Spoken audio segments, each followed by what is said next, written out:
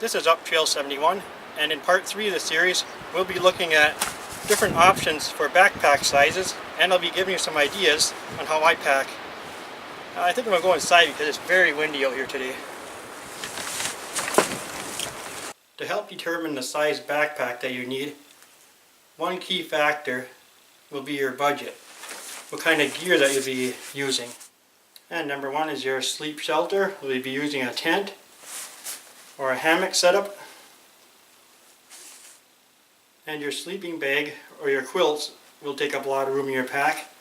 If you purchase a synthetic sleeping bag, they don't compress as much.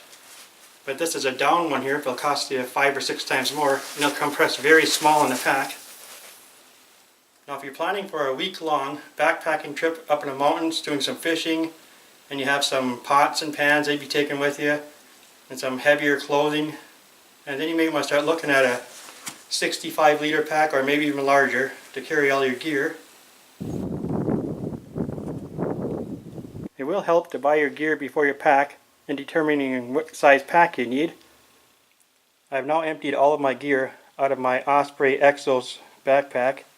This is my top quilt and underquilt for my hammock, my half-wit hammock, the edge tarp, folding sit pad, my clothing bag, my food bag, and I use it for my bear bag also, my cook setup, synthetic hat, and this is my stakes for the tarp, this is my rain jacket, and this is my 3x3 Tyvek ground sheet, my Sawyer water filter.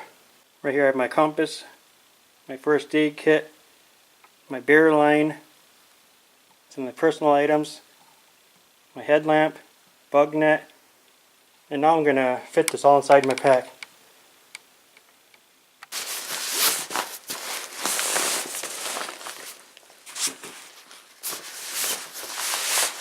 Okay, I got the quilts. They're down so I can compress them in there, so it takes up very little space. And here I got my hammock.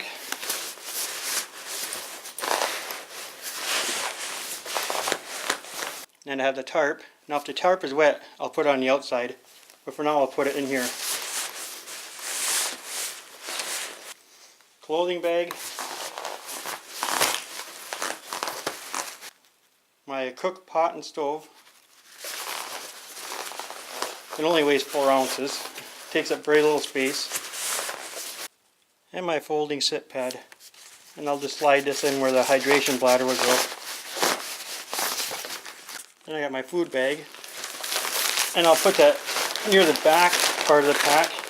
You want to keep all your heavier items closer to your body. And right here I just have a cheaper down jacket. I'll just stuff that in there. And as you can see, it all fit in there easy, with plenty of room. And now I'll start filling up my lid. In the top part of the lid, I'll put my first aid kit, my compass, my map, my headlamp, my hat, and bug net. I want easy access to it.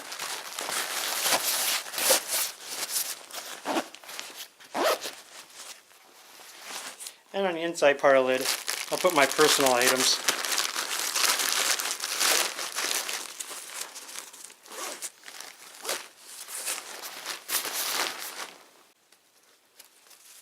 Now in this outside mesh pocket is where I'll put all my what I call wet items.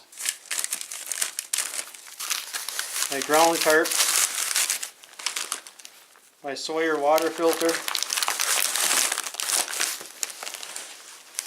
tent stakes, the pack cover, then my rain jacket.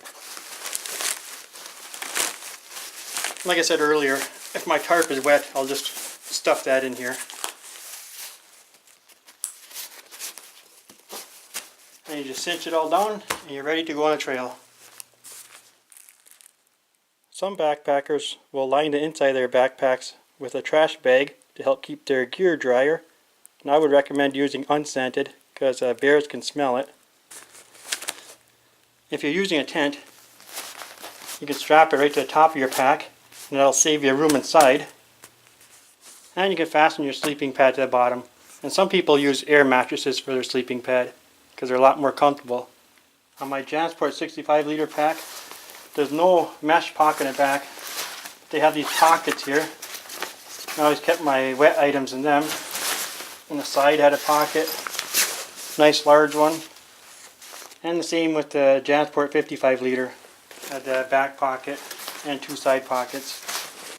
And I think one of the pockets opens up for access to the side of your pack. And on the JanSport backpack, they designed a bottom compartment for your sleeping bag. And it is very small and it's tight to get your sleeping bag in there, but it does work. In part 4, I'll discuss in more detail about the sleep shelters and systems that I've used in the past and up to now. And I hope this few tips I showed you will help. And once again, thanks for watching Up Trail 71.